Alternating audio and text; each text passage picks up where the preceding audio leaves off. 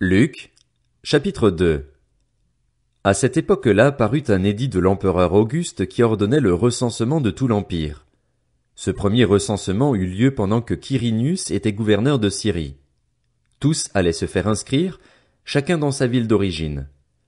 Joseph aussi monta de la Galilée, de la ville de Nazareth, pour se rendre en Judée dans la ville de David, appelée Bethléem, parce qu'il était de la famille et de la lignée de David. Il y alla pour se faire inscrire avec sa femme Marie qui était enceinte. Pendant qu'ils étaient là, le moment où Marie devait accoucher arriva, et elle mit au monde son fils premier-né. Elle l'enveloppa de langes et le coucha dans une mangeoire parce qu'il n'y avait pas de place pour eux dans la salle des hôtes. Il y avait dans la même région des bergers qui passaient la nuit dans les champs pour y garder leurs troupeaux. Un ange du Seigneur leur apparut et la gloire du Seigneur resplendit autour d'eux. Ils furent saisis d'une grande frayeur. Mais l'ange leur dit, « N'ayez pas peur, car je vous annonce une bonne nouvelle qui sera une source de grande joie pour tout le peuple. Aujourd'hui, dans la ville de David, il vous est né un sauveur qui est le Messie, le Seigneur. Voici à quel signe vous le reconnaîtrez. Vous trouverez un nouveau-né enveloppé de langes et couché dans une mangeoire. » Et tout à coup une foule d'anges de l'armée céleste se joignit à l'ange. Ils adressaient des louanges à Dieu et disaient, « Gloire à Dieu dans les lieux très hauts, paix sur la terre et bienveillance parmi les hommes. » Lorsque les anges les eurent quittés pour retourner au ciel, les bergers se dirent les uns aux autres, « Allons jusqu'à Bethléem pour voir ce qui est arrivé, ce que le Seigneur nous a fait connaître. » Ils se dépêchèrent d'y aller et ils trouvèrent Marie et Joseph, ainsi que le nouveau-né couché dans la mangeoire. Après l'avoir vu, ils racontèrent ce qui leur avait été dit au sujet de ce petit enfant. Tous ceux qui entendirent les bergers furent étonnés de ce qu'ils leur disaient. Marie gardait le souvenir de tout cela et le méditait dans son cœur. Puis les bergers repartirent en célébrant la gloire de Dieu et en lui adressant des louanges à cause de tout ce qu'ils avaient entendu et vu et qui était conforme à ce qui leur avait été annoncé. 8 jours plus tard, ce fut le moment de circoncire l'enfant. On lui donna le nom de Jésus, nom que l'ange avait indiqué avant sa conception. Quand la période de leur purification prit fin, conformément à la loi de Moïse, Joseph et Marie l'amenèrent à Jérusalem pour le présenter au Seigneur, suivant ce qui est écrit dans la loi du Seigneur.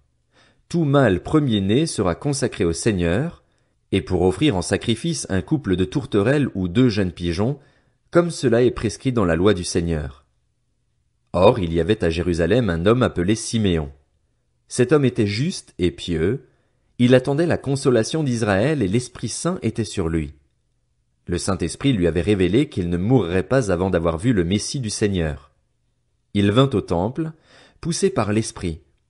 Et quand les parents amenèrent le petit enfant Jésus pour accomplir à son sujet ce que prescrivait la loi, il le prit dans ses bras, bénit Dieu et dit, « Maintenant, Seigneur, tu laisses ton serviteur s'en aller en paix, conformément à ta promesse, car mes yeux ont vu ton salut, salut que tu as préparé devant tous les peuples, lumière pour éclairer les nations et gloire d'Israël, ton peuple. » Joseph et la mère de Jésus étaient émerveillés de ce qu'on disait de lui. Siméon les bénit et dit à Marie, sa mère, « Cet enfant est destiné à amener la chute et le relèvement de beaucoup en Israël et à devenir un signe qui provoquera la contradiction. Toi-même, une épée te transpercera l'âme. Ainsi, les pensées de beaucoup de cœurs seront révélées. » Il y avait aussi une prophétesse, Anne, fille de Phanuel, de la tribu d'Azer. Elle était d'un âge très avancé. Elle n'avait vécu que 7 ans avec son mari après son mariage.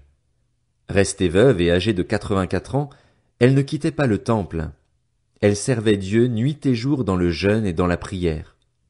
Arrivée elle aussi à la même heure, elle disait publiquement sa reconnaissance envers Dieu et parlait de Jésus à tous ceux qui attendaient la délivrance à Jérusalem. Après avoir accompli tout ce que prescrivait la loi du Seigneur, Joseph et Marie retournèrent en Galilée, à Nazareth, leur ville. Or l'enfant grandissait et se fortifiait en esprit. Il était rempli de sagesse et la grâce de Dieu était sur lui. Les parents de Jésus allaient chaque année à Jérusalem pour la fête de la Pâque. Lorsqu'il eut 12 ans, ils y montèrent avec lui comme c'était la coutume pour cette fête. Puis, quand la fête fut terminée, ils repartirent, mais l'enfant Jésus resta à Jérusalem sans que sa mère et Joseph s'en aperçoivent. Croyant qu'il était avec leurs compagnons de voyage, ils firent une journée de chemin, tout en le cherchant parmi leurs parents et leurs connaissances. Mais ils ne le trouvèrent pas, et ils retournèrent à Jérusalem pour le chercher. Au bout de 3 jours, ils le trouvèrent dans le temple, assis au milieu des maîtres. Il les écoutait et les interrogeait. Tous ceux qui l'entendaient étaient stupéfaits de son intelligence et de ses réponses. Quand ses parents le virent, ils furent frappés d'étonnement, et sa mère lui dit, « Mon enfant, pourquoi as-tu agi ainsi avec nous?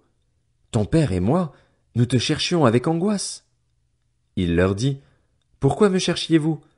Ne saviez-vous pas qu'il faut que je m'occupe des affaires de mon père? » Mais ils ne comprirent pas ce qu'il leur disait.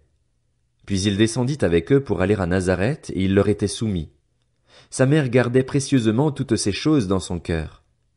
Jésus grandissait en sagesse, en taille et en grâce devant Dieu et devant les hommes.